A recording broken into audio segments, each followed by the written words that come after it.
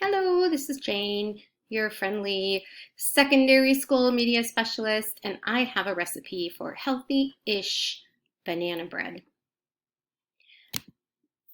For this banana bread, you will use flour, baking soda, rolled oats, cinnamon, salt, baking powder, and either brown sugar or honey. You can also substitute another kind of flour for regular flour.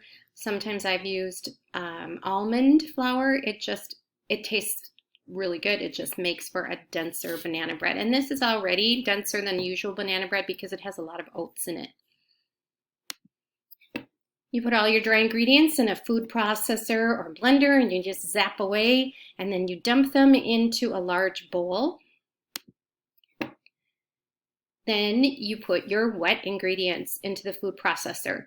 Now I usually use bananas that are riper than this, and I usually use at least 3.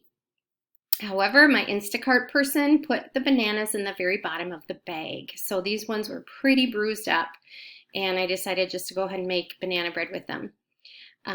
I like to use extra light olive oil for baking. You can use any type of cooking oil, and vanilla and eggs. So you put those in the food processor, zap them up, and then you pour them into the dry mixture in the bowl, and you fold the two together until they're just combined. If you want to add walnuts or another kind of nuts, you can do so at that point. You put it in the oven in your loaf pan and you bake at 350 for 45 to 55 minutes. Et fini. This is the finished product. Enjoy!